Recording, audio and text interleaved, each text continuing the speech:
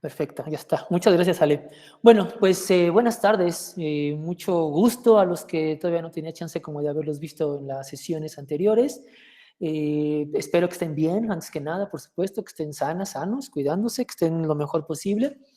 Y pues bueno, esta es la clase de formación 1.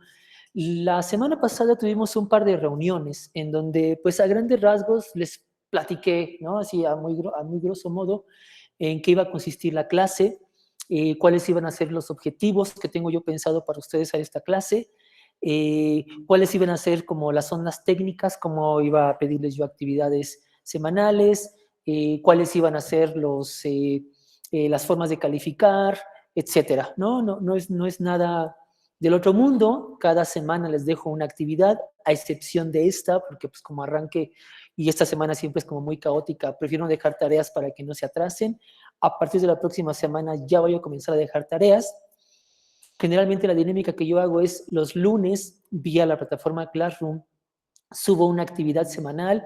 Durante la semana tocamos ese tema en las clases que tenemos, ya sea aquí, ¿no? Que los martes es cuando yo vengo acá a la escuela a dar la sesión presencial, y jueves y viernes yo las doy desde casa, y con lo que veamos en la semana apoyamos el tema de forma tal que ustedes el viernes me entreguen el trabajo. Generalmente dejo trabajos, ensayos sencillos de un par de cuartillas a lo mucho para que sea de rápida escritura, pero me gusta variarle. A veces dejo infografías, a veces dejo videos para también escucharles y no nada más leerles. Aprovecho redes sociales, pues a lo mejor por ahí les dejo que hagan una publicación en Facebook para que vayan enseriando su Facebook y no nada más compartan puros memes y cosas así, sino que de repente sus conocidos digan, órale, ya entró a la universidad y ya hace publicaciones universitarias y de medio ambiente. Cosas así, ¿no? Para que también le variemos un poquito a la dinámica del curso. Me gusta que participen, que participemos mucho. Yo generalmente esta clase de los martes la dedico como para una exposición, que ahorita les voy a hablar sobre desarrollo sostenible, por ejemplo. Y al final, durante la exposición, les aviento por ahí preguntas para que las vayan captando en lo que van tomando apuntes. Y esas preguntas las dejo sin respuesta, generalmente donde les pregunto su opinión, de forma tal que al final de la clase o cuando termine mi expo, ustedes abran cámara, micrófono en la medida de lo posible y participen. Y esa participación a mí también me gusta y también la considero obviamente para su calificación. Eh, Esa es más o menos la dinámica del curso, ¿ok? Las clases, por supuesto, como le pedí ahora a Alexandra es que la grabara. Generalmente yo llego, soy el primero para que yo esté bajo el control de estas cosas, pero estas vainas del Classroom luego dan chance, luego no, y así.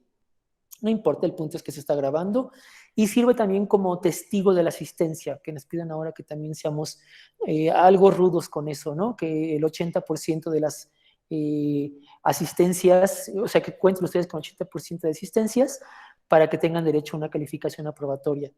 Eso es un requisito indispensable en todas las materias y bueno, una de las formas que tenemos de corroborar eso pues, es esta grabación, ¿no? Yo acá tengo una herramienta que me da el Classroom en la que me arroja quién entró a la clase, quién entró a la clase, qué porcentaje de la clase estuvo aquí, si entró y salió, bla, bla. Y eso sirve como forma, ¿no? De verificar la asistencia, pero también está la grabación. Aunque, pues yo les soy sincero, soy enemigo de esas cosas, pero pues es un requisito, ¿no? Y hay que hacerlo, entonces lo mínimo posible, pero les paso asistencia, por así decirlo, bajo esta lógica, ¿ok? Bueno, como les platicaba yo, la clase de hoy vamos a hablar sobre desarrollo sostenible. La sesión del viernes anterior les pedí que echaran un vistazo a algunos conceptos de desarrollo sostenible para encontrar la diferencia entre sostenibilidad y sustentabilidad, estos dos conceptos que a veces se manejan como si fueran lo mismo y no lo son, estos conceptos que detrás de ellos hay mucha historia, pero también hay muchas ondas no tan ciertas, ¿no? Hay fake news ahí detrás de lo que es lo sostenible, lo sustentable, hay modas y hay a veces estos como intentos de las industrias más contaminantes por hacerse pasar como verdes, entonces toman lo verde como un artículo cuando no lo son. Entonces vemos luego aparadores llenos de cosas que son bio, que son verdes, que son sostenibles, y en lo absoluto lo son. Entonces hay que tener mucho cuidado con el manejo de los conceptos y lo que hay detrás de los conceptos, ¿no? Eso lo vamos a ver el día de hoy. identificar esa diferencia, digamos, conceptual entre sostenible y sustentable, que es una diferencia que solamente se da en el habla hispana, ¿no? El habla sajona, los gringos, los ingleses, no se meten en esa bronca porque es sustainable nada más y no hay doble definición. Acá, cuando se tradujo sustainable, se puso como sustentable en un inicio, después se dijo no, que era sostenible, y de ahí se generó toda una discusión, ¿no? Entonces, ¿es sostenible o sustentable? No nos meteremos en eso, la abordaremos un poco, pero no nos detendremos ahí, simplemente es conocer qué es una cosa y qué es otra, porque lo que realmente importa es lo que se haga con eso, ¿no? Que es al final de cuentas lo que a mí me interesa. ¿Qué hacemos con lo sostenible o con lo sustentable? ¿Cómo lo manejamos? ¿Cómo lo aplicamos en la vida cotidiana? ¿Llevo una vida sostenible y una vida sustentable? ¿Somos una universidad sustentable, sostenible? Eso es lo que realmente a mí me interesa y por eso me interesa que los conceptos queden claros, ¿va? Entonces, para no darles más vuelta al asunto, les voy a poner aquí sobre su pantalla una pequeña presentación que les preparé. Entonces, les voy a pedir que en cuanto esto se vea en su pantalla, me avisen, por favor. Ya. Perfecto, gracias, Eduardo. Ah, y otra cosita que se me pasaba, ya sabrán, pues seguramente ya tuvieron esa bronca con otros maestros. La conexión aquí está súper chafa, se va y viene a cada rato, entonces si por ahí de repente me dejo de escuchar o de ver, o mi presentación se traba, o hay alguna onda técnica, háganmelo saber de inmediato para que no me la pase aquí hablando yo como loquito y no se esté entendiendo nada, ¿va? Por favor. Bueno, como les decía, entonces lo primero que vamos a ver es el primer concepto que vamos a ver de aquí vamos a partir, ¿no? Vamos a ver muchas cosas durante el curso y tenía que elegir un punto de arranque. Y me parece que un punto de arranque es pude haber elegido más, pero vamos a ver un punto de arranque que es esto, del desarrollo sostenible. Al final vamos a ver que es muy probable que este concepto ya esté rebasado, ¿no? Lo que buscaba este concepto era algo y ese algo no se logró. Entonces hay que reformular las cosas cuando no se logra. Y eso pasó con el desarrollo sostenible o con el concepto, la noción, con lo que se buscaba lograr con el desarrollo sostenible. Pero hay que conocer, ¿no? De dónde salieron las cosas. Esto es lo que a grandes rasgos abordaremos durante el curso, ¿no? De qué hablamos cuando hablamos de sostenibilidad. Primero vamos a ver esto de desarrollo sostenible, cómo delimitamos de manera conceptual esta noción, qué entendemos por sostenible, qué entendemos por sustentable, de dónde vienen los conceptos y si vale la pena seguir debatiéndolo o ya es un concepto rebasado. Eso porque al final vamos a ver que lo que hoy en día el discurso, el movimiento ambientalista está más bien proponiendo es que pensemos en un desarrollo de tipo regenerativo, que regeneremos lo que hace daño. Bueno, por eso llegaremos al final del curso. Entonces, esta es la primera parte. Desarrollo sostenible, las claves de limitación conceptual y ese debate entre lo sostenible y lo sustentable, ¿no? Y si vale la pena seguir debatiendo eso. En la segunda parte del curso nos meteremos con la división que existe entre la sostenibilidad. Hay tres tipos de sostenibilidad ambiental, o son tres conceptos, ¿no? que están detrás de la sostenibilidad, que es la sostenibilidad ambiental, la sostenibilidad social y la sostenibilidad económica. Sostenibilidad ambiental tiene que ver con la forma en la que nos vinculamos con el medio ambiente, cómo nos relacionamos con el entorno, cuál es nuestra ecodependencia o si ya está rota, si ya no tenemos una ecodependencia. La gente que vivimos en espacios urbanos, creo que sabemos muy bien de qué estamos hablando, ¿no?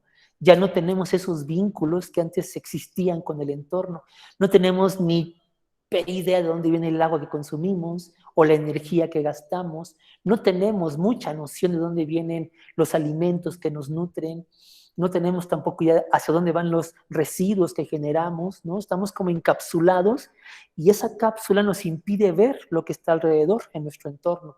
Sin embargo, fenómenos como la pandemia, pues visibilizó mucho esta ruptura, ¿no es cierto?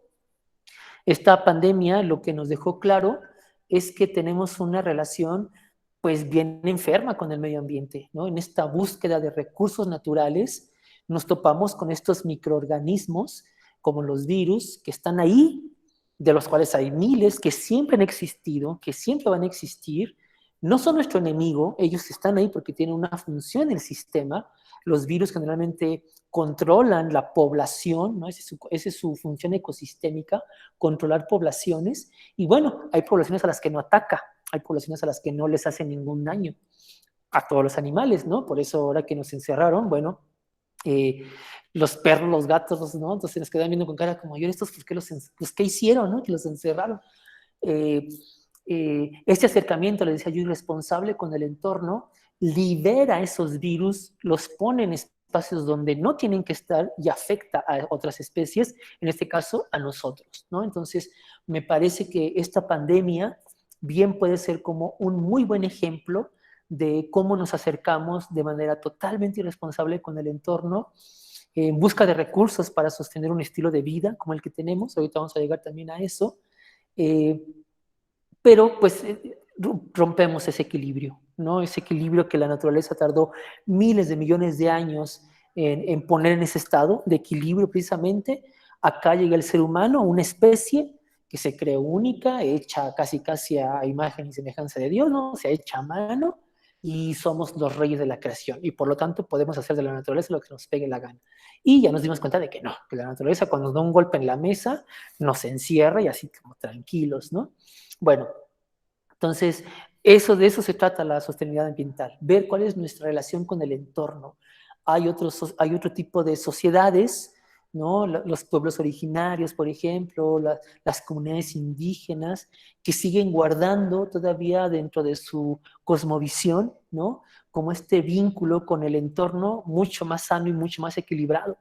Entonces, ellos ven a la naturaleza no como algo que nos da recursos, sino como otro ser vivo que está ahí, el cual hay que cuidar, al cual hay que respetar, que hay que tratarlo como un par, ¿no? Y por eso a los animales, aunque suene medio romántico, lo ven como hermanos, a seres no vivos como ríos, montañas, los tratan como seres vivos, ¿no? Piensan que tiene vida y que hay espíritus ahí, etcétera. Es decir, tienen una cosmovisión y un contacto totalmente distinto al que nosotros como occidentales pues ya no tenemos y que lo hemos perdido.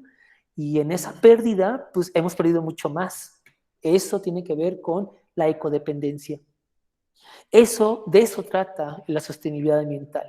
Ver de qué manera hemos perdido muchos de estos vínculos con el entorno y esa pérdida nos ha colocado en estos espacios no naturales, nuestras ciudades, que son altamente contaminantes, que tienen una huella ecológica muy alta, una huella de carbono altísima, que hace que sean espacios ya inviables, ¿no? Entonces, se están proponiendo nuevas formas, ¿no? De cómo recomponemos ese vínculo roto con el entorno. Entonces, se proponen como, por ejemplo, lo que pongo yo acá, la economía circular y el biomimetismo.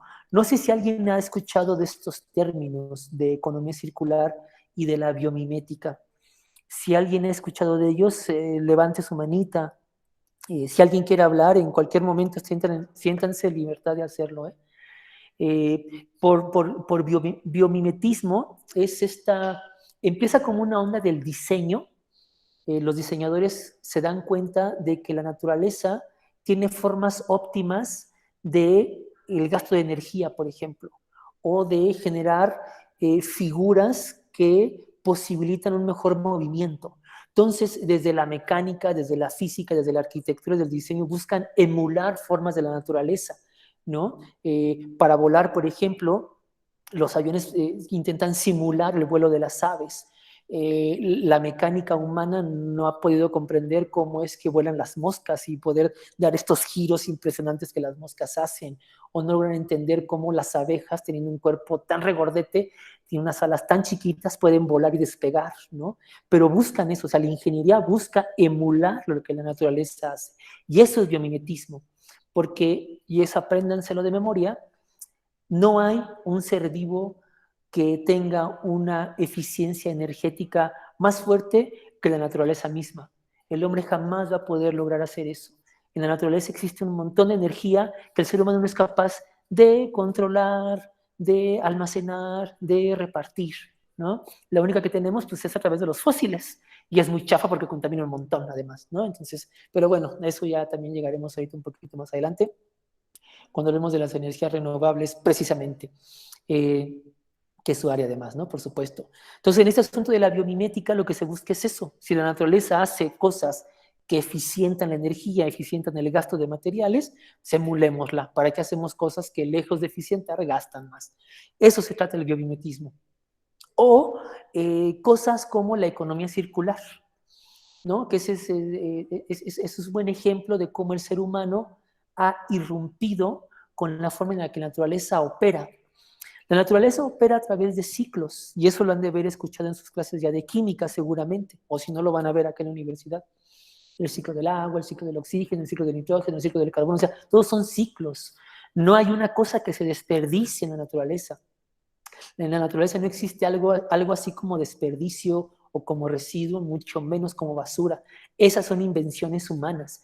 Y son invenciones humanas por la lógica en la que el ser humano produce sus cosas, que es esto de la economía lineal, ¿no? Yo, por ejemplo, aquí esta es una plumita, ¿no? Esta cosa en algún momento fue un recurso natural, ¿no? Y se tuvo que transformar hasta que llegó una tienda, yo fui a la tienda, lo compré, bla, bla, la voy a utilizar y cuando acabe de utilizarlo, incluso antes, porque las plumas tienen esa enorme facultad de desaparecer antes de que se gaste totalmente, lo tiro, ¿no? Es basura. Eso es lineal, ¿no? Es una lógica lineal. Y nada en el mundo, en la naturaleza, nada opera así. La única cosa que opera así es la economía lineal. Y esa economía lineal es lo que le ha roto todo el esquema a la naturaleza, ¿no? Porque lo que genera es, lo que provoca es que se consuman un montón de recursos y se generan un montón de residuos. Y en medio de todo eso también se generan cosas que contaminan, como por ejemplo los coches, o los cigarros, o las industrias, ¿no? O sea, en el proceso también hay un montón de contaminación. Pero desde el principio de la línea hasta el final de la línea es una cosa de mucha contaminación, con una alta huella ecológica. Y es una lógica que hay que transformar. La sostenibilidad ambiental sostiene que esta economía lineal tiene que transformarse por lo que se conoce como una economía circular. Intentar que la producción de recursos, la producción de objetos, cualquier objeto del que ustedes me hablen, en algún momento no se genere, como, no se transforme en basura o en residuo, sino que se pueda reutilizar, reciclar, reincorporar. Más aún, las posiciones más radicales alrededor de la economía circular opinan que donde está el punto es que no tenemos por qué producir tantas cosas ni consumir tanto como consumimos. Ahí está el punto del meollo, ¿no? Gran parte de la responsabilidad de esta economía lineal es que los seres humanos tenemos un chip acá en nuestro cerebrito que nos hace consumir y consumir y consumir y consumir a veces de manera innecesaria. Véanlo ustedes, ¿no? Me voy a meter aquí con un tema delicado, los zapatos de las chicas, ¿no? Las mujeres tienen esta onda de estarse compre zapatos.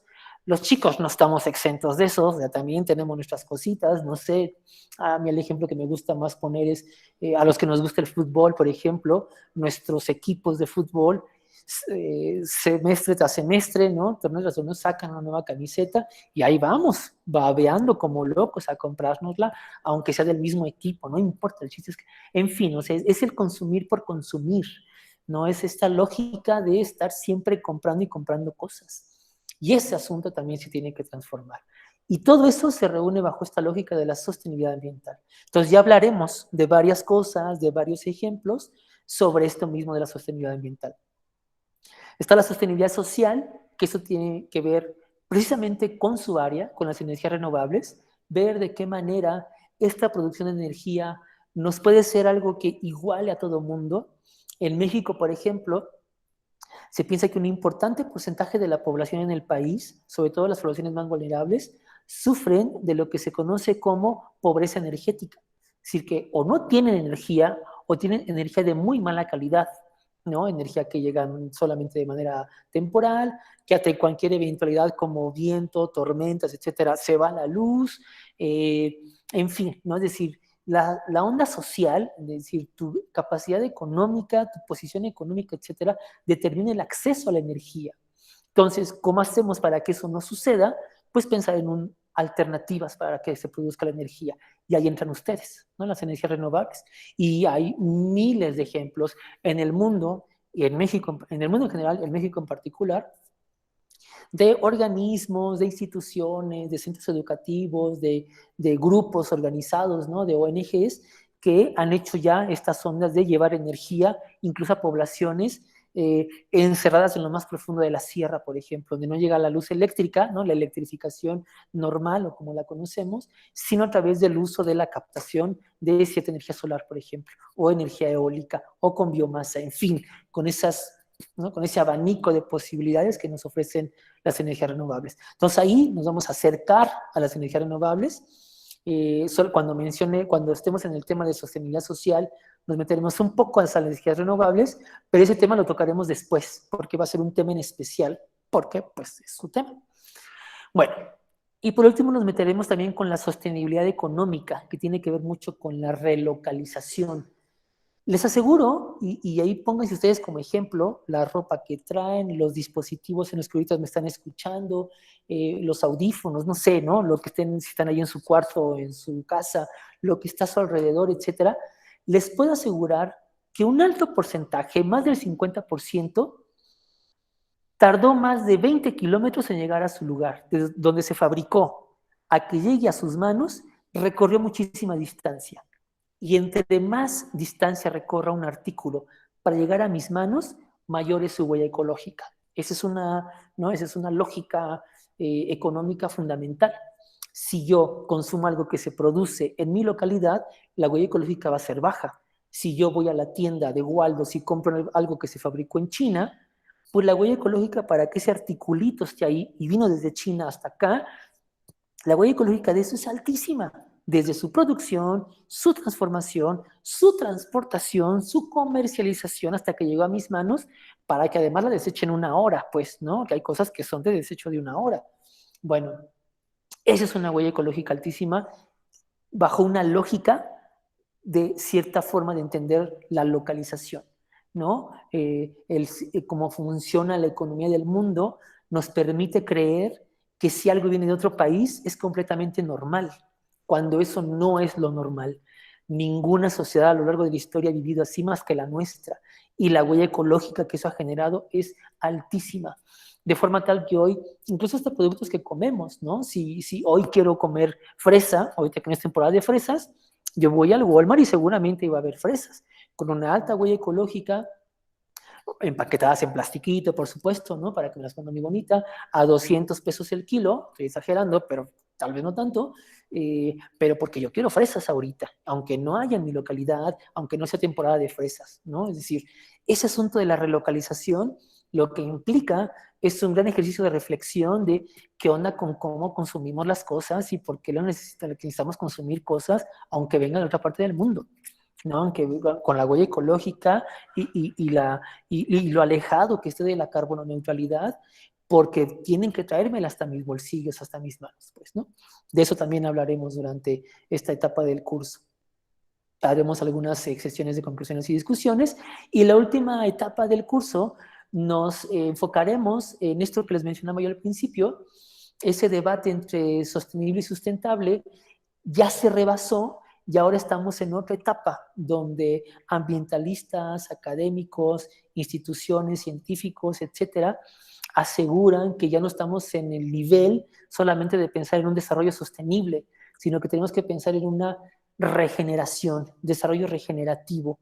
¿Cómo le tiramos paro a la Tierra nosotros como seres humanos? Le hemos hecho tanto daño que al parecer la Tierra no va a poder sola con la regeneración de todo lo que ya le aventamos, es decir, la cantidad de gases de efecto invernadero que ya depositamos en la atmósfera desde 1850 hasta la fecha, ya la Tierra no puede con ella. La cantidad de residuos que hemos desechado ya en barrancas, ríos, lagos, lagunas, ya no puede con ella. La cantidad de microplásticos que hay en el mar han formado islas completas, y hay algunos peces que aseguran que 30% de su dieta se basa en el consumo no consciente de estos plásticos y después no lo tragamos nosotros. Es decir, que si hoy van a comer atún o una trucha, alto porcentaje de la composición de ese cuerpo ya son microplásticos, ¿no? Es decir, ya no lo estamos comiendo, eso que estamos desechando, ¿no? Entonces, ya, ¿no? El planeta llegó a tal grado de descomposición que los propios ciclos naturales no están dando para regenerarlo. Una función, no es una función, la función primordial de la Tierra, o sea, la forma en la que funciona el planeta Tierra es que lo regenera todo. todo lo regenera, insisto, no hay algo como basura en el entorno, en la naturaleza. Esa es una de sus características en tanto sistema, todo lo regenera. Claro, si yo aviento un hueso de manzana a la tierra la va a absorber y en cosa de 2 semanas, 3 semanas, ya la deshizo y lo hizo vida, no lo reincorporó a la tierra. Pero si yo aviento plástico, si aviento unicel o si aviento una computadora, sí, la tierra lo va a reciclar, ¿eh? Esa capacidad tiene, pero se va a tardar 100.000 años, ¿no? 100, no 100.000, o sea, 100, 500 o 1000 años en regenerarla. Y es tanta la cantidad de desechos que depositamos en vertederos, que enterramos, que aventamos al río, que aventamos a barrancas, que van al mar, todo va al mar. Bueno, pues eso ya nos imposibilita pensar que la Tierra misma está pudiendo con eso. Entonces, lo que nos está planteando es que los casi 7.500 millones de personas, 7.500 millones de personas que habitamos el planeta Tierra, tenemos que hacer algo para hacerle tirarle ayuda al planeta, ¿no? Vía este desarrollo regenerativo. ¿Cómo podemos ayudar al planeta Tierra para regresar a este equilibrio que rompimos de manera innecesaria? Bueno, no sé si hasta aquí hay alguna duda o alguna pregunta o todo está clarito. Ninguna, profe. ¿Todo bien? Va que va. Bueno, pasemos entonces ya a los conceptos. Desarrollo sostenible. Aquí hay una onda de historia, les voy a platicar un poquito de dónde viene el concepto de desarrollo sostenible.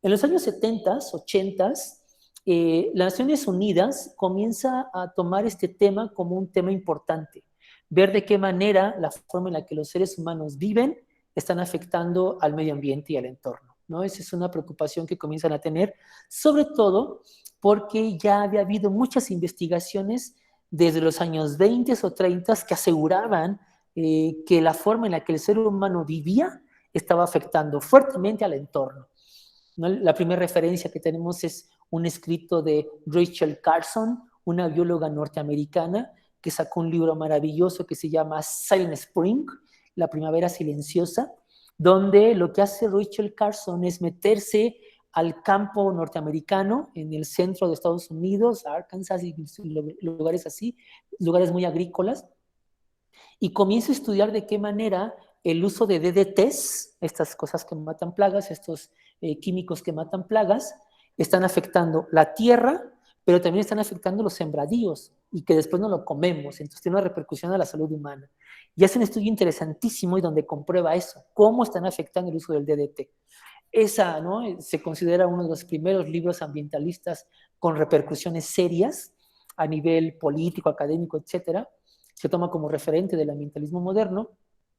Y así como ese estudio, hay muchos más, ¿no? Que comienzan a visibilizar esta forma en la que el ser humano vive, cómo siembra sus plantas, el uso de agroquímicos, las ciudades y cómo contaminan, el uso del agua, etcétera, están afectando a las demás especies vivas sobre el planeta y al planeta mismo en su conjunto.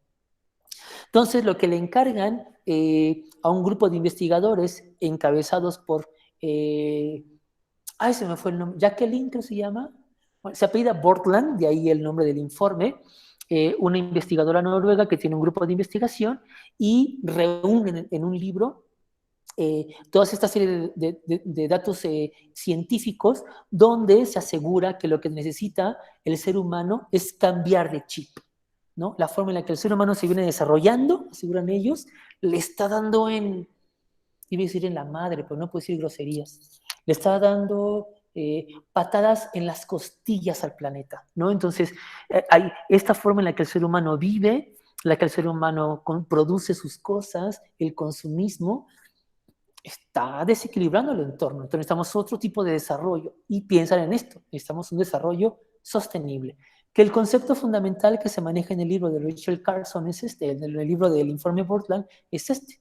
Desarrollo sostenible es todo aquel desarrollo que busca y tienda hacia un equilibrio con los ciclos naturales, que sea capaz de satisfacer las necesidades actuales de los seres humanos, pero sin comprometer los recursos posibles a generaciones futuras. No solamente está viendo por los que estamos aquí, ahora, sino por los que vienen después de nosotros y que también tienen derecho a recursos, van a utilizar recursos para sobrevivir. Bueno, tenemos que cuidar esos recursos para que también les lleguen a ellos.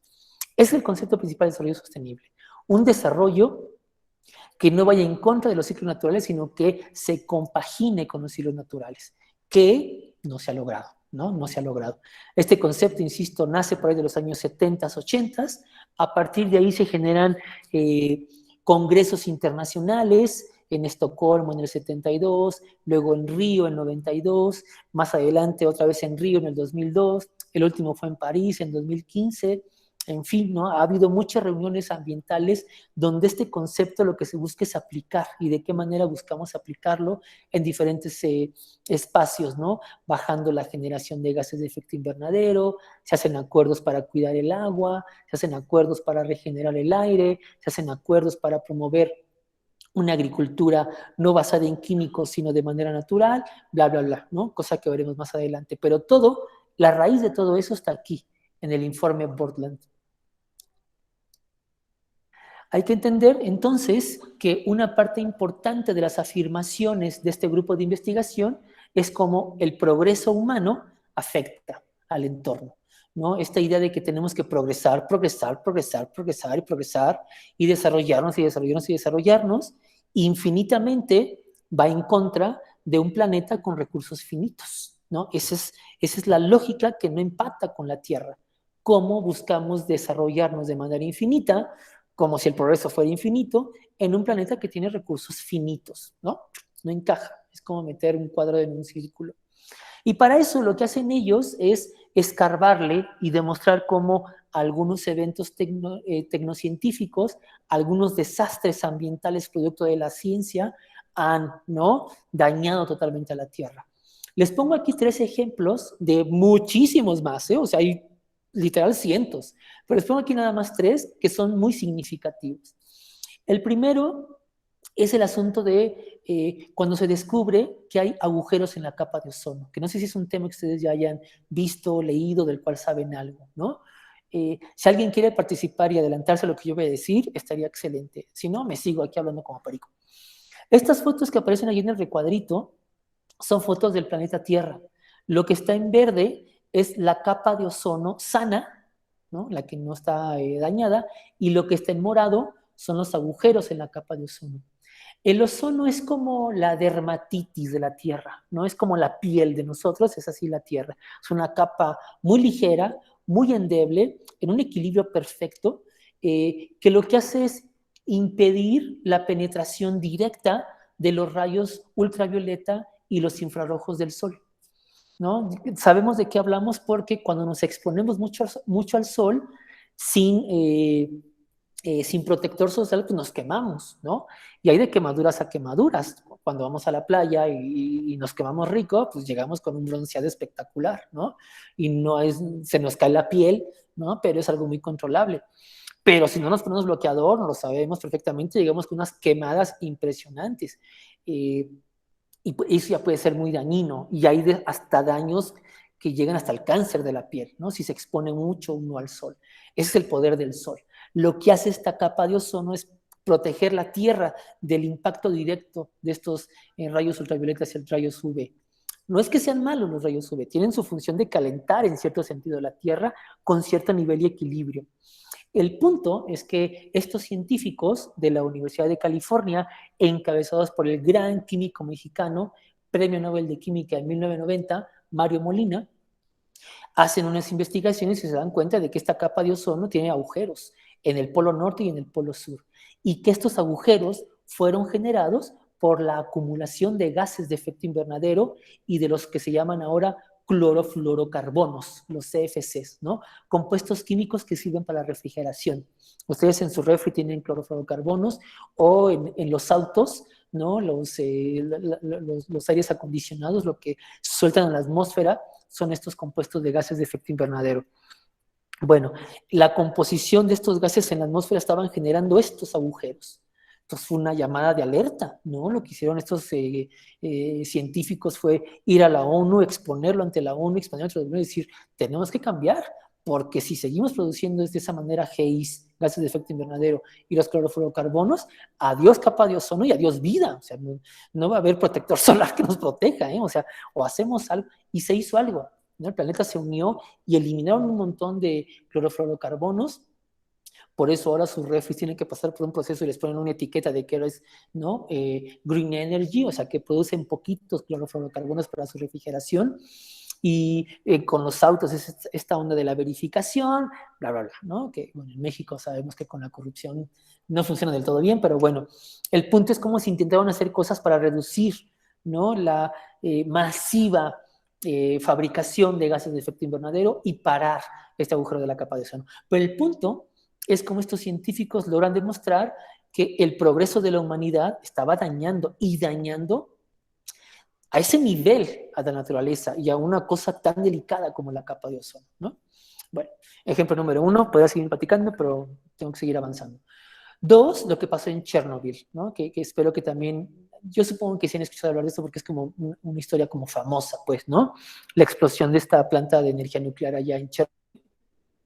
Chernobyl es una ciudad pequeña al norte de Ucrania, lo que hoy es un país de Ucrania. En aquel entonces pertenecía a una nación que hoy ya no existe, que era la Unión Soviética.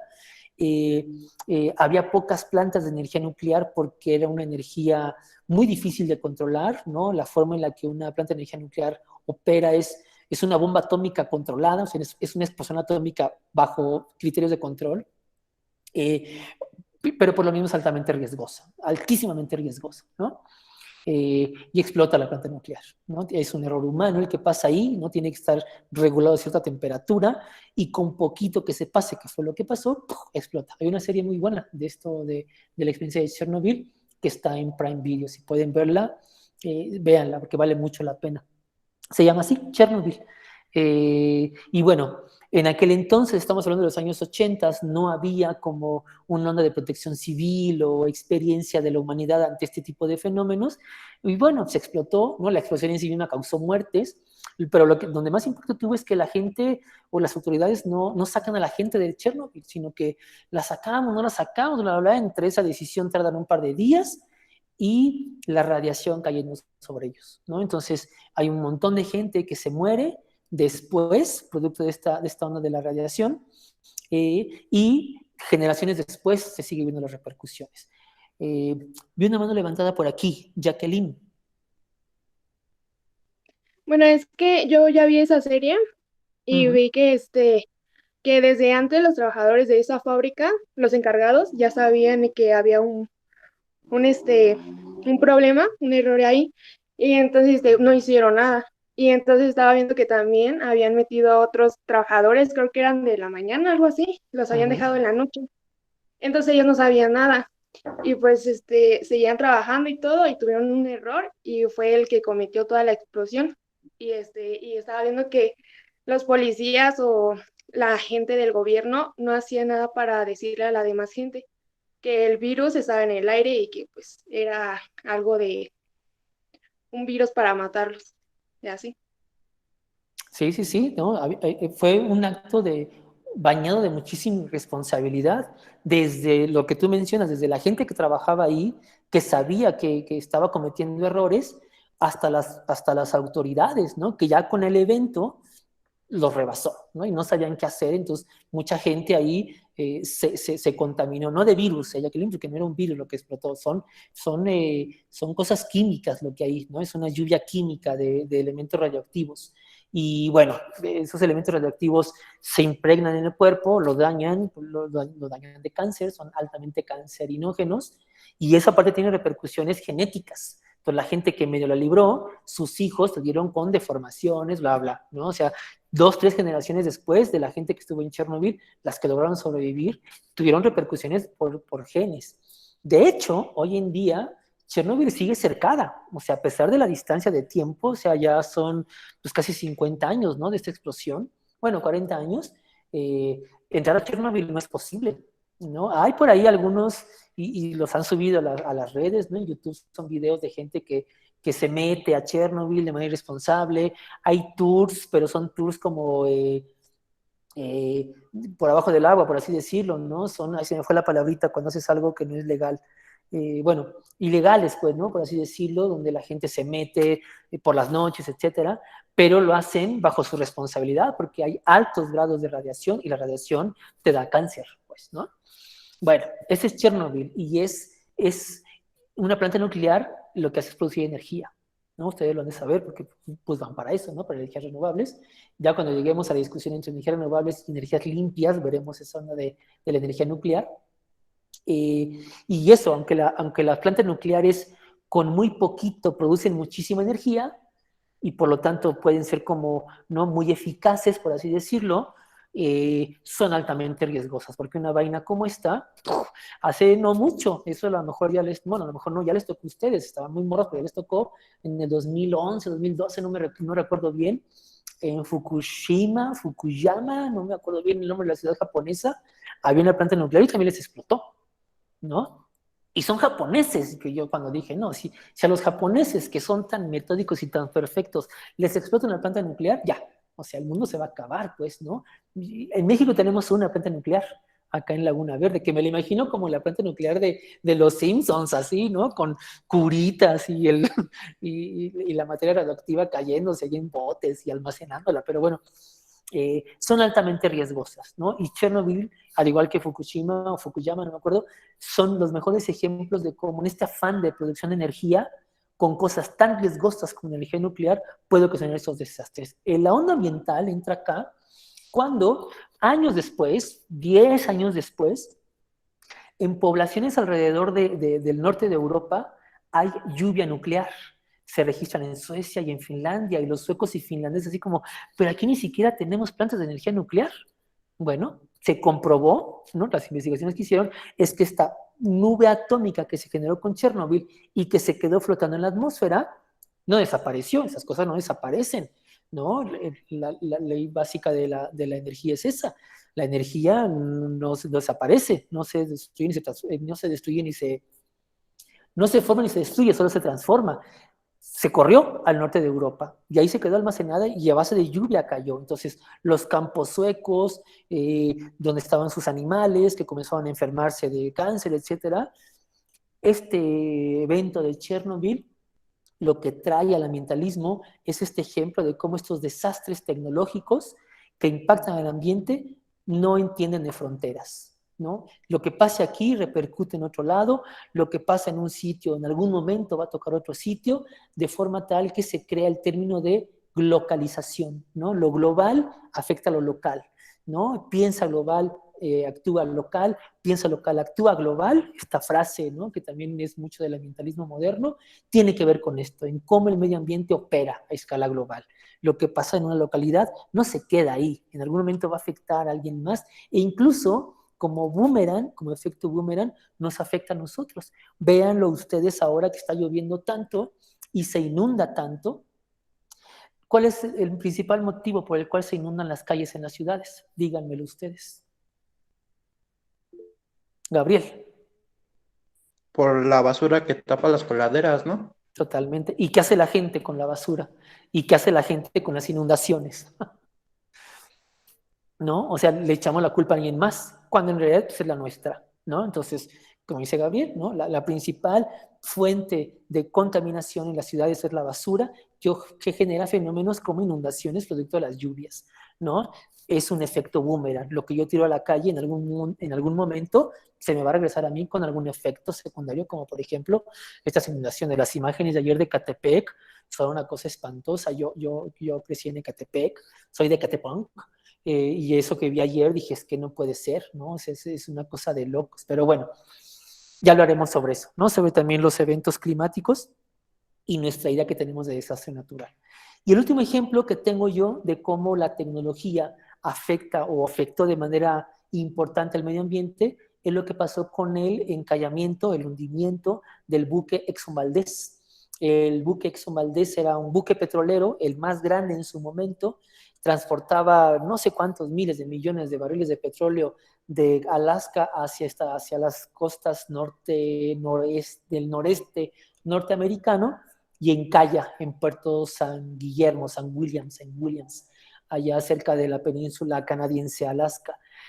Al encallar, derrama el petróleo sobre el mar. Es una mancha kilométrica, ¿no? Con afectaciones impresionantes. Estas imágenes que supongo ustedes ya tienen en su cabeza de peces saliendo en la playa, ¿no? Muertos, tapizados de petróleo, o estas aves marítimas, ¿no? Que gustan de cazar o tener su alimento hundiéndose a poca profundidad en el mar y saliendo empapadas de petróleo, es producto de esto, ¿no? Es el mayor desastre petrolero que ha existido en la historia y es producto de esta idea de seguir extrayendo petróleo, porque el petróleo es la base de nuestra energía, ¿no? La energía fosilizada.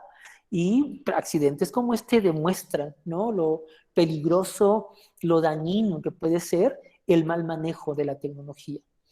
Me acuerdo haber leído reportajes sobre gente que fue a ver el desastre ambiental, gente que entrevistaba, por ejemplo, a los pescadores de toda la parte norte de Canadá, donde más fue afectada, y decían ellos, ¿no? Como los pescadores es gente ruda, gente que sabe que el mar no trata bien, o sea, es gente que sabe lidiar con los problemas y las dificultades que vivir del mar trae consigo, ¿no? Gente acostumbrada a la vida fuerte, decían ellos, y es choqueante, decían ellos, verlos llorar, o sea, ¿no? Estos toros, ¿no? De 2 metros, ¿no? Gente ruda llorando porque veían cómo este impacto ambiental iba a dañar su vida de manera irreversible, no saben por cuánto tiempo, ¿no? Entonces ahí se ve, ¿no? Como un desastre natural, un desastre humano afecta tanto a la naturaleza y a la vida misma, ¿no? Por así decirlo. Bueno, entonces el informe Borland habla sobre estas cosas, ¿no? De cómo la tecnología, nuestra forma de vida, esta estructura de vida que levantamos en base a cómo explotamos recursos naturales, está impactando de manera súper negativa al entorno. Y de ahí la idea del desarrollo sostenible, sustentable. ¿Ok? Bueno, déjenme paso a la siguiente diapositiva. Bueno, entonces, con todo esto lo que les quiero decir es que hay que tener claro de dónde viene el concepto, ¿no? Los conceptos, al igual que las ideas, corresponden a un contexto sociohistórico específico y no necesariamente puede ser globalizado, porque si bien es cierto que esta noción de desarrollo sostenible responde a estos fenómenos, no responde a todo lo que estaba pasando en el entorno, en el planeta Tierra, ¿no? Había otras formas también de entender desde dónde venía la problemática ambiental. Les planteo otras vainas ahorita más adelante. Hay institutos que se comenzaban a preocupar de inmediato por el asunto ambiental, ¿no? Aquí tenemos varios ejemplos. El PNUMA, Programa de Naciones Unidas para el Medio Ambiente, estaría muy chido que en su Facebook o en su Twitter o en su Instagram le den like a las páginas de estos organismos para que les aparezcan de una vez reportes, informes, noticias que estos organismos sacan cotidianamente. El World Resources Institute, que es un instituto que habla precisamente sobre los recursos del mundo, un instituto fundamental. El WWF, que se encarga de la vida salvaje en el planeta, o este organismo que les he estado mencionando de manera constante, el IPCC. El IPCC es las siglas en inglés, en español es PICC, el Panel Intergubernamental de Cambio Climático, que hasta ahora pues, es el organismo más importante que estudia el fenómeno del cambio climático y el calentamiento global a escala planetaria, ¿no? Ahí se reúnen los mejores científicos del mundo y estudian en diferentes partes del mundo cómo está afectando o cómo se están visibilizando ya estos impactos de la vida humana sobre el planeta Tierra. El último reporte que sacó el IPCC hace 2 años, pero sacaron una reivindicación hace apenas unos meses, aseguran que ya estamos en lo que se conoce ahora como los puntos de no retorno, que no sé si sea un término con el que ustedes estén familiarizados o hayan escuchado alguna vez, ¿no? De esto vamos a hablar en varias ocasiones en el curso, porque es fundamental entender lo de los puntos de no retorno. Este panel intergubernamental, los científicos que conforman este panel intergubernamental, aseguran que el planeta Tierra está llegando a ciertos umbrales donde los ciclos de la naturaleza se están perdiendo. Y en caso de que rebasemos esos umbrales, la vida en el planeta tal cual la conocemos va a quedar en entredicho, ¿no? Se va a colapsar. Tiene que ver con el descongelamiento de los árticos, tiene que ver con el que se está acabando el permafrost, tiene que ver con el calentamiento global, por supuesto, el que rebasemos el 1.5 grados centígrados de calentamiento global, tiene que ver con los corales que estamos ya masacrando, tanto en Australia como acá en Cancún, que son los dos más importantes del mundo. En fin, es decir, son 9 como esferas. El Amazonas, por supuesto, ¿no? Que es otra que se está quemando y arrasando por un asunto de ganadería. Son 9 espacios interconectados, porque el planeta Tierra funciona así, como un ente vivo y todo en su conjunto, y estos 9 cosas que han logrado localizar están interconectadas, es decir, uno afecta a otro y bla, bla, y así, ¿no? Como redes en conjunto, pero que son 9 muy importantes y que en caso de que rebasemos ciertos umbrales, hagamos lo que hagamos, el planeta Tierra ya no va a poder hacer nada y la vida va a quedar en entredicho, ¿no? Por eso este documento que les menciono del IPCC, el cual leerán más adelante acá en el curso, señala este asunto, ¿no? Y es un asunto de urgencia. Por eso este documento, en sus conclusiones, señala que esta década, la década del 2020-2030, es fundamental para ver cómo sigue el mundo de 2030 en adelante, ¿no? En ese sentido, somos como la última generación que podemos hacer algo o la primera generación que ya no hizo nada, porque los problemas están tan graves que si no se hace algo de manera inmediata, radical y masiva, pues la vida misma está en entredicho, ¿no? La vida misma está en entredicho. Bueno, pueden irse a comer con esa frase. Además de esto, de estos organismos especializados, pues hay otras formas de abordar la problemática. No me gusta quedarme nada más con lo que dicen estas instituciones. Me gusta ir también con otras versiones de la historia, por así decirlo, ¿no?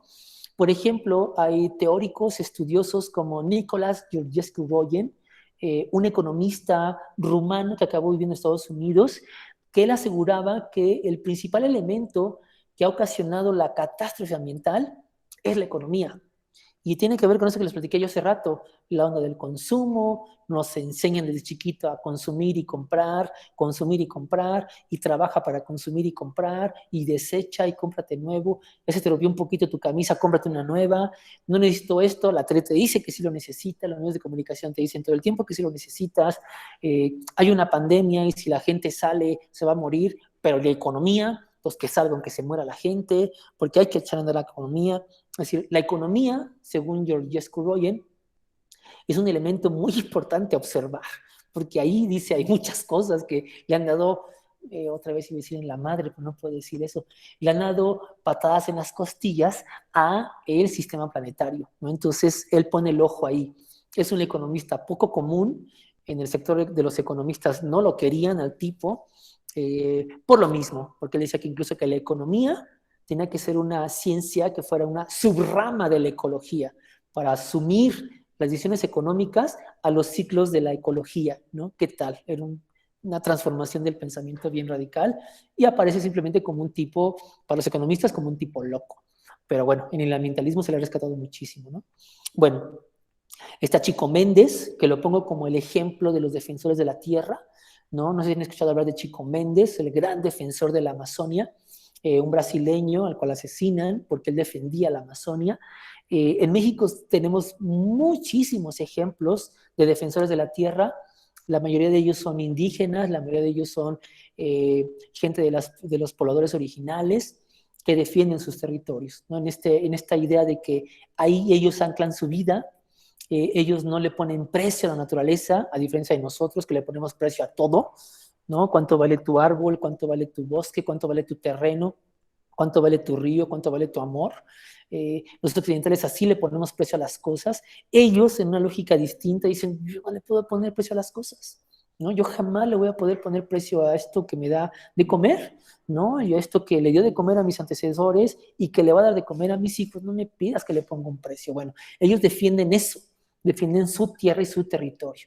Desgraciadamente, México es el segundo país en Latinoamérica, después de Brasil, donde más asesinatos a los defensores de la tierra existen, ¿no? Se ha convertido en una profesión de alto riesgo ser defensor de la tierra acá en nuestro país, ¿no? Pero vamos, ellos también tienen una visión distinta y mucho que opinar sobre el ambientalismo y cómo defender la tierra y cómo regenerarla, por cierto. Y por último, un discurso que también va a ser algo que analicemos acá, es el de los activistas. El ejemplo que mejor tengo yo es el de Greenpeace, creo que es el ejemplo más conocido. Dudo mucho que no lo conozcan, ¿no? Greenpeace es la gran organización ambiental a nivel mundial, pero no es la única, ¿no? Hay más. Y en México hace muy buenas acciones y tenemos que también, ¿no?, ver ellos qué están haciendo por generar un discurso, por concientizar a la gente, por poner como alarmas ambientales, ¿no? Generalmente ellos gustan hacer esto, como de generar una noticia alrededor de una catástrofe ambiental, etcétera. Y es una labor importante. Y también hay que retomar su discurso y ver qué opinan al respecto. Bueno, ya por último, para cerrar esta parte de mi expo y darles la palabra a ustedes, me gustaría hablar de estos puntos de no retorno, que hace ratito les estoy hablando un poquito de ellos, pero enfocándome esencialmente en 3 de ellos, para como cocinar la idea, y va a ser algo que vamos a retomar durante las sesiones de más adelante, ¿no? Sobre todo la semana entrante. Los puntos de no retorno, decía yo, que son esos umbrales que no nos podemos permitir rebasar. En caso de que lo rebasemos, adiós vida. Lo grave acá es que los científicos dicen que ya son cosas que están echadas a andar, o sea, no es algo que apenas esté empezando, sino que ya estamos cercanos a muchos puntos de no retorno. El punto es ver cómo los retrasamos, y algunos científicos, que quién sabe si sea tan cierto o no, opinan que ya no hay forma de echar atrás a andar la maquinaria, o sea, que ya se llegó a un nivel en el que se echó a andar la máquina, y hagamos lo que hagamos los seres humanos, esos puntos de no retorno van a llegar. Y con eso va a llegar, ¿no? Estos huracanes que estamos viendo ahorita, estas olas de calor, frío que ya estamos percibiendo, estas grandes, ¿no?, lluvias que llegan acá en temporadas en las que no llueve. Es decir, esta transformación climática que estamos ya presenciando es apenas como el prólogo, no es apenas como la introducción, es así como el platillo de entrada de lo que nos espera cuando lleguemos realmente a lo más grave de los puntos de no retorno. Por eso ellos opinan que, o sea, tenemos que tomar acciones radicales y ya, en esta decena de siglo, ¿no? Del 2020 a 2030. En caso contrario, olvídense, sus hijos, quién sabe qué planeta vivirán. ¿Pueden dormir con eso? Bueno, les retomo aquí 3 puntitos sobre el asunto de los puntos de no retorno. El primero de ellos es el calentamiento global, y es el más grave, el más evidente y el más preocupante de todos, ¿no? Los científicos desde hace mucho tiempo vienen opinando que la Tierra se viene calentando. Si bien es cierto que el planeta Tierra siempre ha sufrido estas variaciones de calor-frío, por la misma composición geológica del planeta, nunca ha tenido una descomposición de esta forma, y sobre todo que se empata mucho con la llegada de la industrialización, ¿no? Si uno ve, y supongo que las han de haber visto, estas imágenes que nos presentan en internet de cómo se ha calentado la Tierra últimamente, de 1850 para acá, bueno, ¿no? Es una subida exponencial del calor, y empata con la llegada de la revolución industrial para acá, ¿no? Entonces, si seguimos, los que proyectan estas cosas, si seguimos con esa proyección, en el 2050 vamos a llegar al 1.5 grados de temperatura más allá de lo normal. Se toma como punto de referencia antes de la industrialización, ¿no? De 1850, cuando la temperatura era como más o menos parejita y de repente explota. ¿Cómo regresar allá? Bueno, esa es la gran pregunta, pues, ¿no? Y este calentamiento global, en esencia, es resultado de la emisión de gases de efecto invernadero. No hay vuelta de hoja, de CO2 y de metano. ¿Dónde producimos CO2? Bueno, producimos CO2 con la respiración, ¿no? Somos muchos, entonces entre más respiremos, entonces dejen de respirar si quieren ser ambientalistas. Por supuesto los automóviles, por supuesto las fábricas, en fin, ¿no? Hay un montón de actividades humanas que emiten más CO2. Ahora, no me malentiendan, el CO2 tiene una función en la atmósfera, no es que el CO2 sea de por sí malo, el problema es la acumulación de tanto CO2, ¿no? de dióxido de carbono y de ozono en la atmósfera. Hay las versiones más pesimistas, y son con las que de repente yo, cuando leo estas vainas, no puedo dormir un buen rato, opinan que, aunque ahorita, siendo la 1:11 del martes 7 de septiembre, toda la humanidad, los 7.500 millones de personas que somos, decidamos parar la producción de CO2, apaguemos todo, desconectemos todo, no haya más industria, no haya más automóviles, así paremos al mundo, tal cual se vivió casi que en la pandemia, aunque pues se consumió más por la energía que estamos consumiendo. Aunque paráramos todo, el tiempo que va a tardar el planeta Tierra en regenerar el daño que ya se le hizo con tanto CO2 que ya se produjo, va a tardarse cerca de 300 años, ¿no? En regenerarlo, es decir, en absorberlo nuevamente. Esas son versiones bien pesimistas, pero no son pesimistas que digan cosas por decir, o sea, es con investigaciones científicas en mano, que dices, ¡ay, la torre! Entonces, ya, o sea, como que ya nos desahuciaron, o sea, hagamos lo que hagamos, ya se hizo lo suficiente como para que el planeta no pueda revertir la situación. Hay otros que opinan que no, que sí hay formas de hacer de manera global algunas estrategias para poder absorber gases de efecto invernadero de manera masiva, superplantaciones de árboles en lugares donde ya están desertificados, evitar, por supuesto, el asunto de la fosilización, ¿no? Parar la explotación de petróleo y apostar por energías renovables, pero bajar mucho el consumo de energía, porque no es que sustituyamos las renovables por las energías fósiles, esa no es una manera, ¿no? Y espero que ustedes no traigan esa lógica de todo lo que se produce con fósil, ahora todo hay que producirlo con renovables. No, si seguimos esa lógica, vamos a caer en lo mismo, en lo mismito. El chiste es cómo reducimos el uso de energía. Ese es el punto, cómo reducimos el uso de energía. Utilicemos energía a lo absurdo. Todo el tiempo tenemos luces prendidas, todo el tiempo tenemos cosas conectadas, todo el tiempo, ¿no? Nos movemos a la tienda en coche, aunque podemos ir caminando, qué sé yo. Es decir, gastamos energía de manera iba a decir otra grosería, de manera estúpida, pues, ¿no? Pero bueno, el punto es ese, cómo reducimos los gases de efecto invernadero, ¿no? Ese es un punto importantísimo y eso lo vamos a tocar un poquito más adelante. 2, la desertificación. Aquí me voy a meter con la carne y miren que ahorita me va a dar hambre porque pues ya es hora como de comer.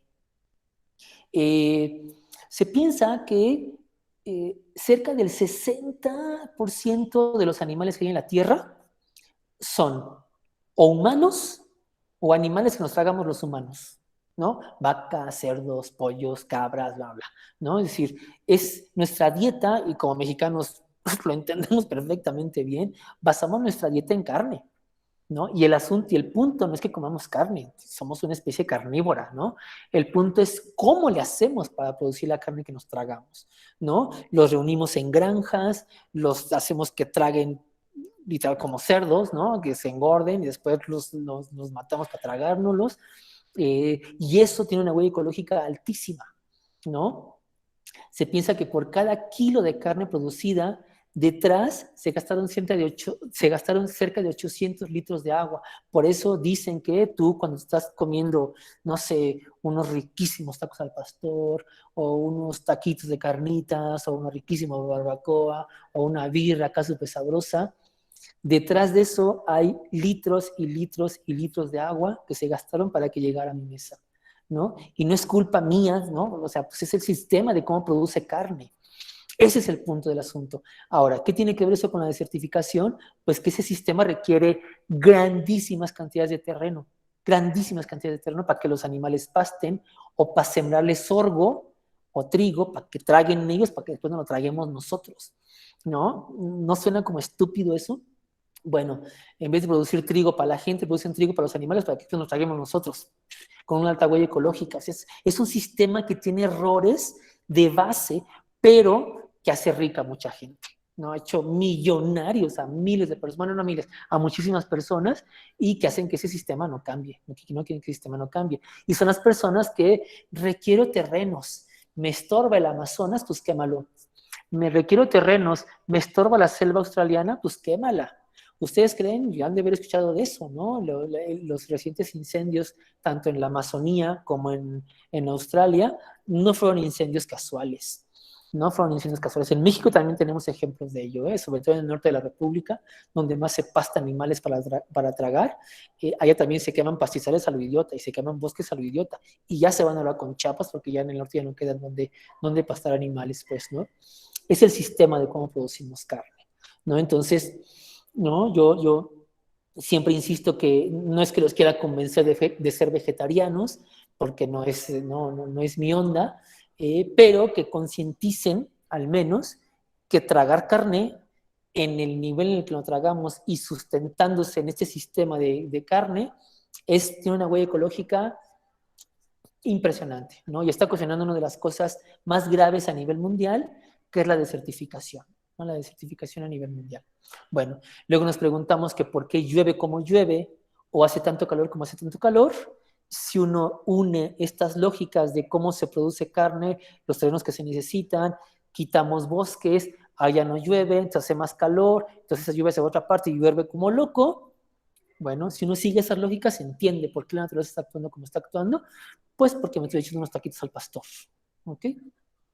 Provechito. Y por último, algo que tiene que ver específicamente con su área, es la fosilización energética, ¿no? La dependencia, la altísima dependencia que tiene el ser humano para producir energía de recursos fósiles, esencialmente de petróleo, pero también de gas. Y esas cosas se están acabando, son recursos no renovables, cada vez cuesta más trabajo sacarlos, porque se encuentran a mayor profundidad, cada vez son menos limpios, por así decirlo, ¿no? Cada vez salen con más materia, pues producto de la misma tierra, con minerales no útiles, etcétera. Entonces cuesta más como limpiarlas, y son altamente contaminantes, ¿no? Altísimamente contaminantes.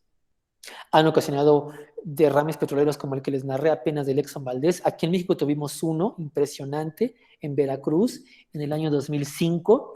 La British Petroleum, BP, que hoy ya puso gasolinerías aquí en México, por cierto, ahorita que les platique, a ver si les quedan ganas de volver a cargar gasolina ahí. El gobierno mexicano, durante el gobierno de Vicente Fox, descubre un yacimiento petrolero en el Golfo de México, pero a una profundidad, ¿no?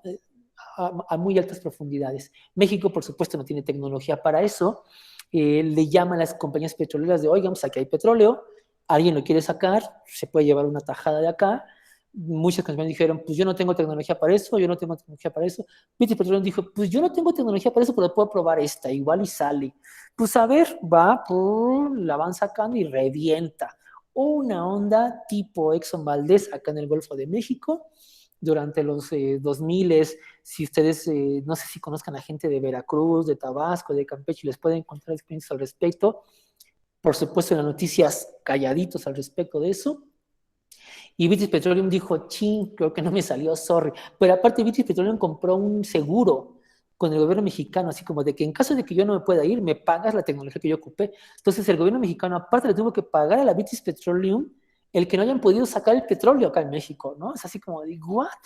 Y bueno, 15 años después, les permitimos poner gasolinerías acá a la BP. Bueno, cada vez cuesta más trabajo sacar petróleo, pero hay países, el nuestro es un muy buen ejemplo, que tienen su economía basada en el petróleo, ¿no? Es un asunto súper preocupante. Ya llegaremos también a discutir eso más adelante. El punto es cómo se está pensando transformar lo que se conoce como la matriz energética. La matriz energética actual se basa en el uso y la explotación de recursos fósiles, ¿no? De petróleo esencialmente, y se está pensando cómo transformar o cambiar esa matriz energética a las renovables, ¿no? Intentar hacer uso, explotar, por así decirlo, los recursos naturales que la naturaleza nos ofrece, el aire, el sol, la fuerza del mar, la fuerza de los ríos, la fuerza de la biomasa, etcétera, ¿no? Es decir, productos ahí están, que el punto nada más es cómo los utilizamos, cómo los aprovechamos, ¿no? Se piensa que, por ejemplo, la energía del sol, ¿no? ¿Cuál es la cifra? 1 hora de energía del sol en el mundo, de la energía que emite el sol en el mundo, da como para que la humanidad pueda vivir de electricidad durante, no sé, creo que 20 años. O sea, está la cantidad de sol que cae acá, pero esa energía no sabemos cómo transformarla, utilizarla, cómo hacerla útil, ¿no? Entonces, ahí entran ustedes, por supuesto, ¿no? Ahí entran la gente que está estudiando el aprovechamiento de este tipo de energías, ¿no?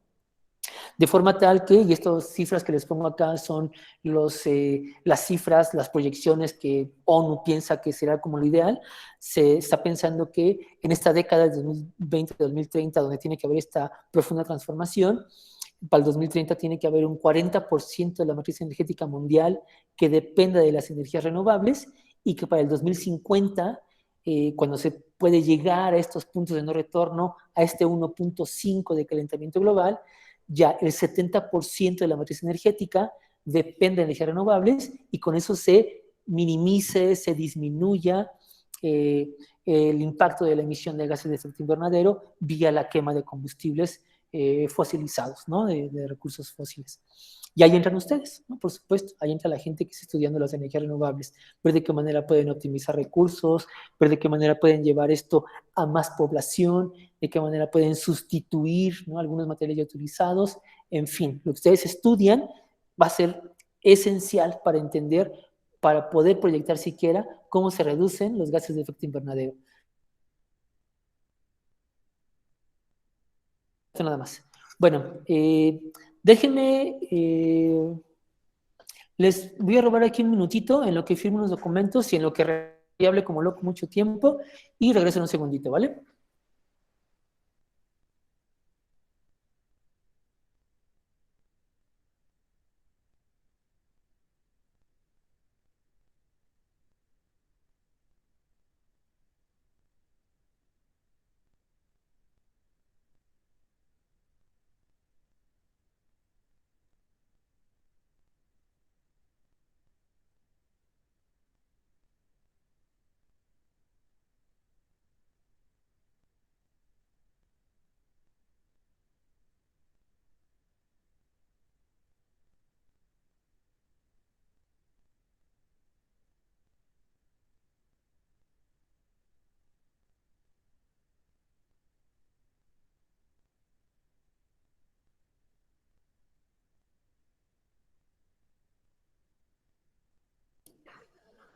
Bueno, no sé si hasta aquí alguien tenga alguna duda, alguna...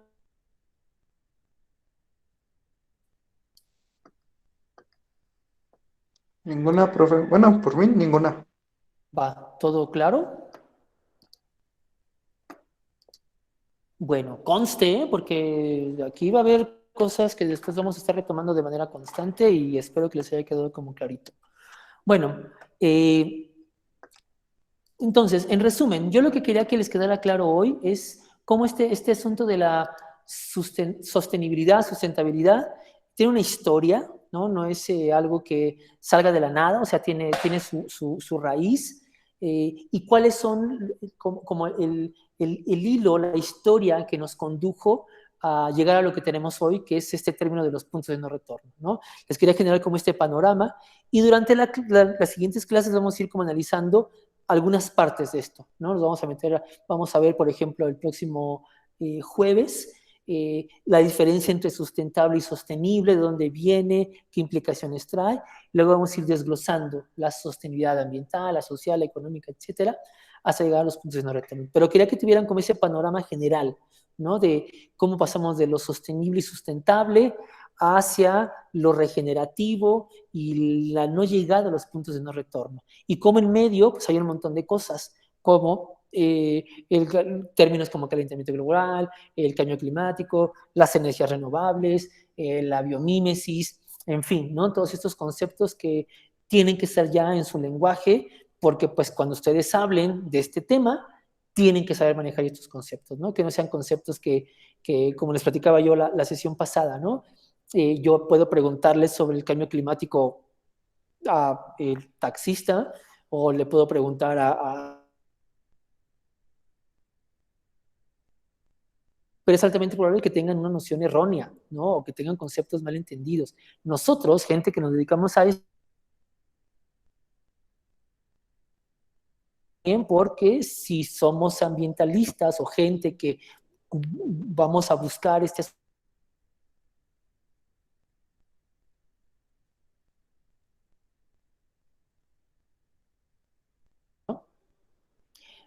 bueno, sigo conectado, que aquí me dice que se está perdiendo la conexión. No, si aquí estoy todavía. Bueno, Bueno, dudas, preguntas, si no, para comenzar ya a lanzarles algunas cosas para sus tareas, su tarea que van a entregar esta semana.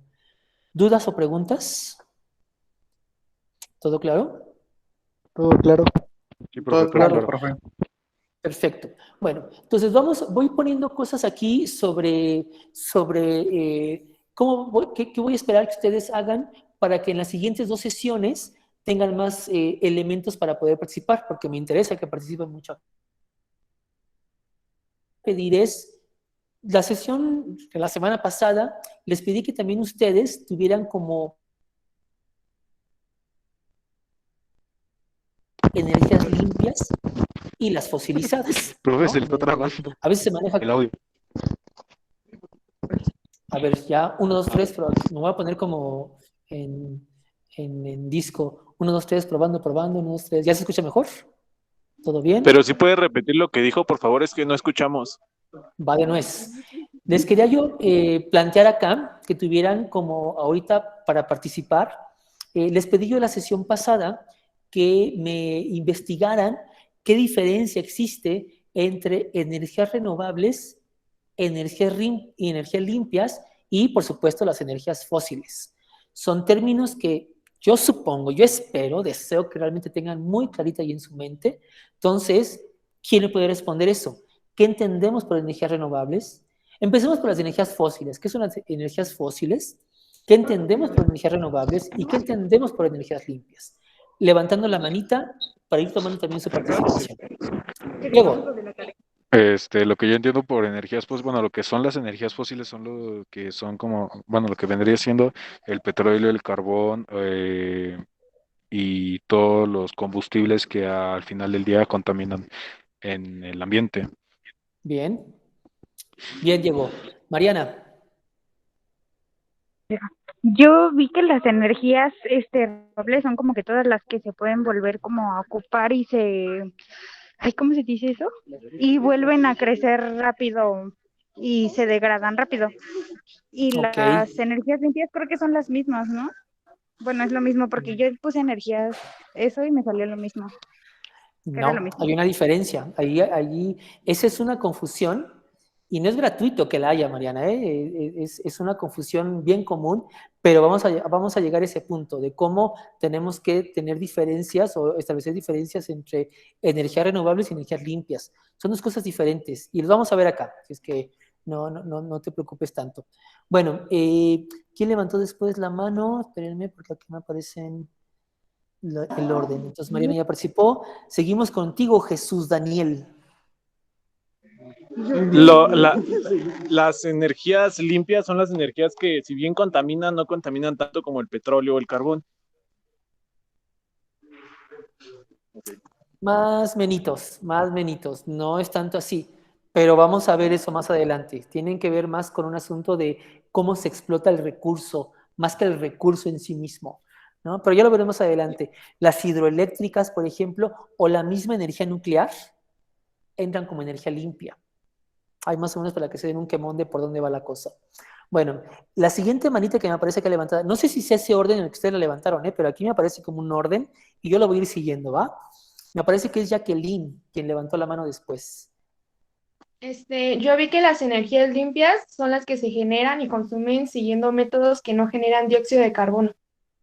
Ok, es una definición más cercana, pero ahí hay varios peros también, ¿no? Eso luego no es tan cierto. Pero es una definición cercana. Bien, Jacqueline. A ver, Adrián, sigo contigo. Yo lo que investigué fue que son aquellas que no realizan emisiones nocivas a la atmósfera o no contaminan de otras maneras. Te dejé de escuchar, Adrián. Ahora sí, ¿ya me escucha? ¿O no se le escucha, Adrián? Se te trabó, compañero, y no se te escuchó. A ver, ¿ya me escucha? No, todavía no. Sí. Alguien dígame si está escuchando a Adrián y nomás soy yo. Sí se escucha. Profe, Entonces No, yo. tampoco se escucha a nosotros. Yo sí lo se escucho le está bien. trabando acá. Yo sí lo escucho. Ok, pero hay varios que no lo escuchamos. A lo mejor somos estamos en la escuela. Cámaras.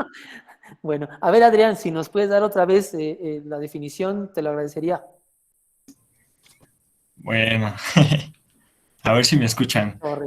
¿Sí? Sí. Son aquellas que no realizan emisiones nocivas a la atmósfera o no contaminan de otra manera. Algunas de estas pueden ser energías renovables, como la solar o la eólica. Bien, bien. Más o menos, más o menos. No es del todo claro esa definición. Pero se acerca a lo que son las energías limpias y energías renovables. Pero la diferencia tiene que ver con otra cosa, que es el aprovechamiento del recurso, de cómo se explota un recurso. Pero va por ahí. A ver, Gabriel, ahora te escuchamos a ti. Bueno, yo lo que encontré, la diferencia entre energías renovables y limpias, las renovables Se le son trabó de aquellas que nuevo, se... profe.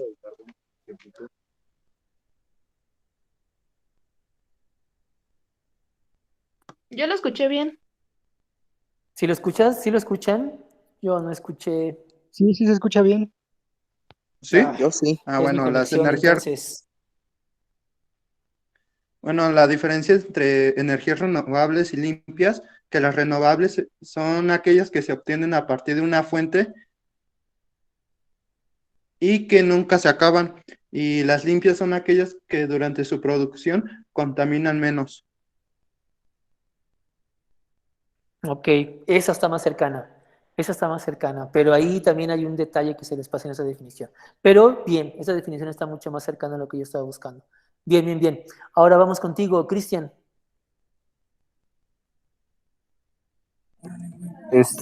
Sí, lo que yo entendí de energías renovables es aquellas donde las fuentes no se acaban, donde esas fuentes se regeneran muy rápido y que las limpias son que contaminan menos que las fósiles.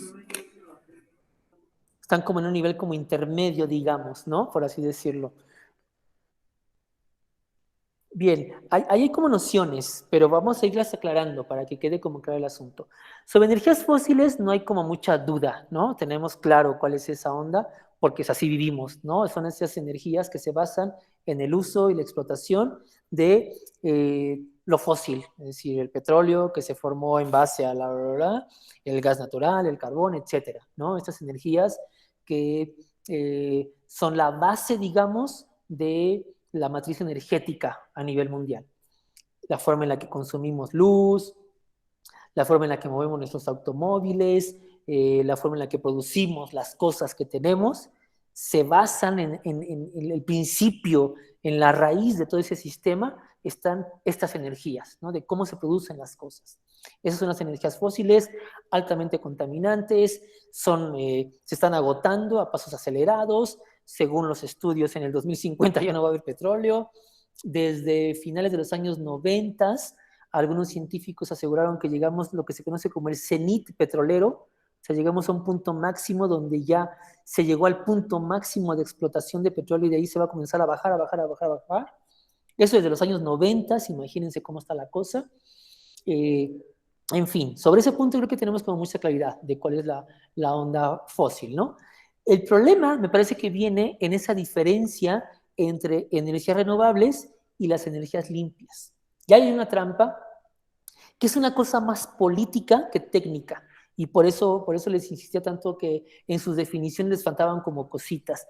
Porque no es gratuito que cuando uno googlea cosas, cuando uno busca información en internet o lee cosas, siempre la definición como que tiene algo detrás, una ideología, algún grupo, algún interés, que no da completa la definición. Y no es gratuito, no es gratuito. Bueno, las energías renovables, en esencia, es la explotación de un recurso inagotable, por así decirlo, ¿no? Los rayos del sol, la fuerza del aire, la fuerza de un río, cómo transformamos esa energía de la naturaleza en energía utilizable para nosotros y que nunca se va a acabar.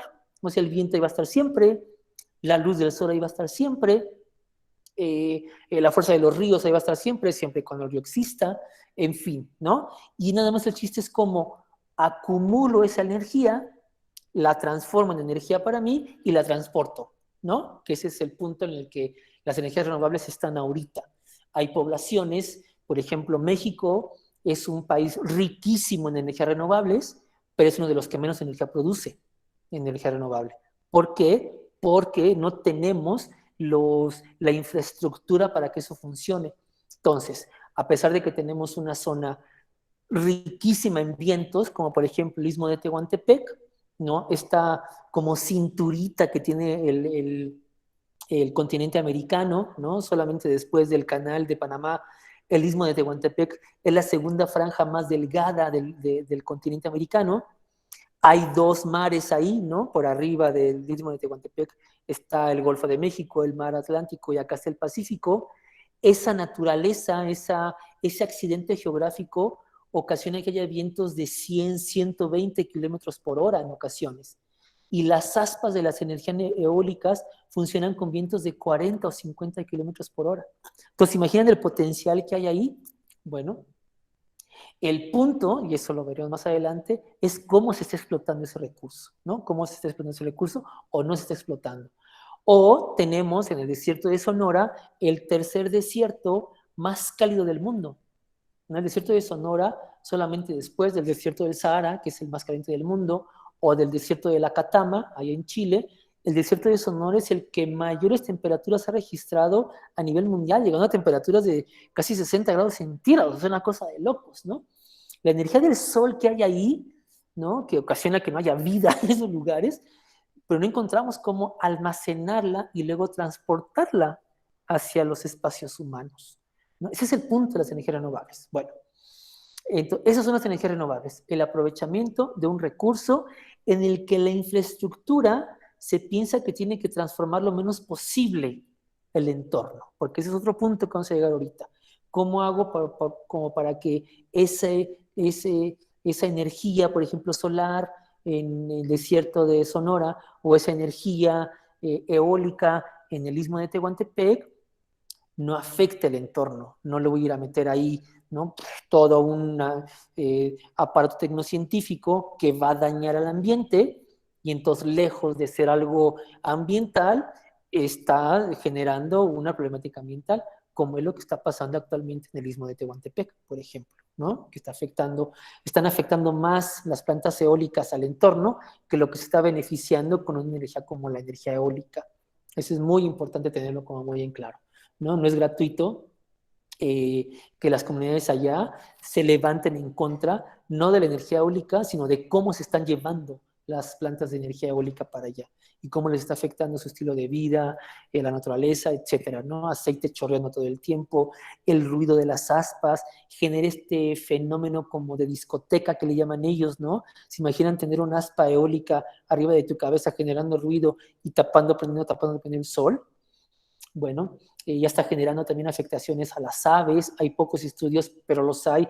Están afectando las aves de medio vuelo, por ejemplo, ¿no? Los murciélagos, los patos, no las aves migratorias que pasan arriba de los 200 metros. Las aves que vuelan a los 40, 50 metros de altura chocan con las aspas, pues, ¿no? Entonces están afectando. Y que una ave migratoria desaparezca repercute en todo el sistema ahí en el istmo de Tehuantepec. En fin, ¿no? Es decir, las recurso, pero el punto ahí es cómo lo explotamos. Y ahí vienen las energías limpias, ¿no? Por ejemplo, una energía limpia es la energía atómica, ¿no? Ahí entra la energía limpia. O, te escucho, Diego. Profe. ¿Me estoy cortando? Se le está trabando Me estoy mucho cortando, ¿verdad? el audio. Ok. Que estamos igual. Sí, a ti también. Están aquí en la escuela ustedes, ¿verdad? Sí. Sí, es el internet de aquí de la escuela. No, sí, por eso yo me quiero ir a dar clases a mi casa, porque ya el internet funciona mejor. Bueno, entonces les repito, las energías renovables es eso, es cómo se explota un recurso natural que está ahí, que no hay que hacerle ninguna transformación, simplemente hay que saber cómo acumularlo y aprovecharlo, con el menor impacto tecnológico en el entorno para poder hacerlo, ¿no? Las energías limpias, por otra parte, son energías que tienen una alta huella ecológica en el afán de aprovechar un recurso renovable. Por ejemplo, las hidroeléctricas. O por ejemplo, las plantas de energía nuclear. Esas son energías limpias. Les explico rápido. Ustedes supongo han de haber escuchado cómo funcionan las hidroeléctricas. Las hidroeléctricas lo que hacen es aprovechar la gran fuerza del agua en un río para de ahí sacar energía eléctrica, ¿no? Algunas se modifican el paisaje, por ejemplo, generando presas. Se hace una presa, se acumula el agua, se recorta el flujo natural y esa energía que se genera ahí, ¡pum! Está una energía ahí, está una planta de energía eléctrica y luego la reparten en la población.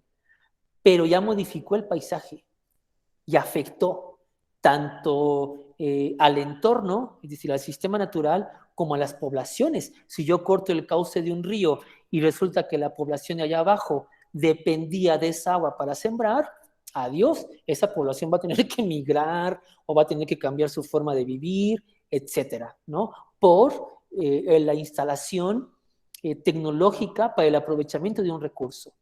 Ajá, entonces tiene un alto impacto. O la energía nuclear, ya les platiqué acá de Chernobyl y de Fukushima, ¿no? Pese a que se está aprovechando un recurso como el atómico, que en cierta forma es limpio porque no genera mucho desperdicio, aunque sí genera desperdicios nucleares, pero en general produce muchísima energía, ¿no? Para mucha población con una infraestructura muy elemental como es una planta nuclear, es tan grande la afectación que tiene o que puede tener que se le considera solamente energía limpia. No sé si me está explicando con la diferencia entre una cosa y otra. Depende mucho de cómo se explota el recurso natural, no de tanto de qué se hace, qué no se hace, sino cómo se hace el aprovechamiento del recurso. Entonces ahí hay una trampa, por ejemplo, ¿no? Entonces hay gobiernos que dicen, mejor empatemos energía limpia y energía renovable. No, porque no es lo mismo. Porque si tú basas tu energía renovable en poner plantas o infraestructura que cae más en energía limpia, lejos de beneficiar, ¿no?, al medio ambiente por aprovechar la energía renovable, estás impactando con la instalación de infraestructura en ciertos sitios que son muy frágiles, por ejemplo, el Istmo de Tehuantepec, por ejemplo, en el desierto de Sonora, por ejemplo, ¿no? Hay miles de casos aquí en nuestro país. No sé si me está explicando y les quede clara la idea, la diferencia entre una cosa y otra. Va a haber una clase específica sobre eso, porque quiero que les quede muy claro con ejemplos sobre lo que hacen en México sobre energías renovables y energías limpias. Y esos ejemplos quiero que se les quede muy clarito, porque cuando ustedes avancen aquí en su carrera, seguramente lo van a estar retomando de manera constante. ¿Va? Bueno, no sé si me expliqué, que quede clara la diferencia entre energía fósil, esa creo que está como clara, pero la diferencia entre energía renovable y energía limpia. Si no, no se preocupen, vamos a estar retomándolo más adelante de forma tal que la idea quede como muy clarita. Bueno, el punto es porque les voy a encargar la primera actividad. La clase del próximo, la clase del jueves no, porque esa clase solamente yo voy a darles una exposición. Pero en la clase del viernes voy a preguntarles cosas sobre energía renovable y energía limpia. Y esa participación tiene que ser ya con definiciones precisas. Ahorita les pregunté así de bote pronto, no les pregunté su fuente de información, no les dije dónde lo sacaste, pero el viernes sí, cuando pregunté, a ver, la energía eólica, ¿qué es? Es esto, esto y esto. Ok, ¿de dónde sacaste tu información? Y ahí, en eso se va a basar mucho tanto la buena o mala participación como la evaluación que se lleven para el próximo viernes. ¿Sí me estoy explicando? Sí. Sí, profe. Va, perfecto, va. Va a ser una cosa solamente de participación. Bueno, vamos a dejarlo hasta aquí por la clase de hoy. El jueves entonces me conecto, tenemos clase déjenme ver, que todavía no me sé mi horario, tenemos clase de 11 a 12. Esa clase la daré ya desde mi casita, en la comodidad de mi cantón, y bueno, afortunadamente allá pues no hay problemas de conectividad y no se va a presentar estas vicisitudes. Incluso voy a pensar qué hacemos con esta clase del martes, porque esto de que me esté yo cortando, pues no está chido, ¿no? Porque vamos a estar regresando, a mí no me queda claro si todo lo que dije se entendió bien o dónde sí, dónde no, si algunos y algunos no. Entonces a lo mejor el martes me dedico hago otra dinámica que aunque no tenga yo una buena conectividad, no impacte tanto y que a lo mejor dejo la onda más teórica para los días jueves y viernes, que estoy en mi casa y el internet está como más estable. Edgar, levantaste la mano, te escuchamos. Profe, ¿me puede mandar la invitación porque no pude accesar? Entré por el link del WhatsApp, porfa. Perdón por la interrupción. Sale. Deja de una vez, ya que hiciste el comentario, Edgar, aprovecho para preguntarle a alguien de los que están aquí.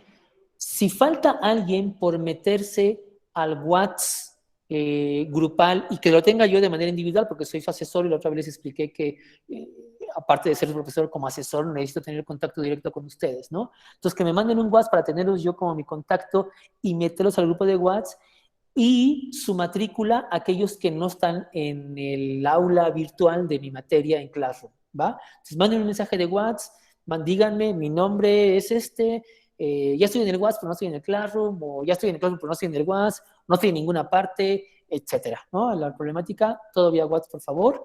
Mi número de WhatsApp lo voy a poner aquí en el chat para que lo tengan ahí todos presentes. Cualquier cosa, pues por ahí nos estamos comunicando. Sí, ¿quién me preguntó? ¿Edgar?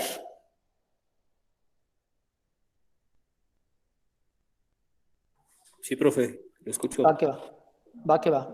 Bueno, pues si no hay ninguna otra duda, pregunta, comentario, aquí lo dejamos. Entonces nada más, dime, Edgar.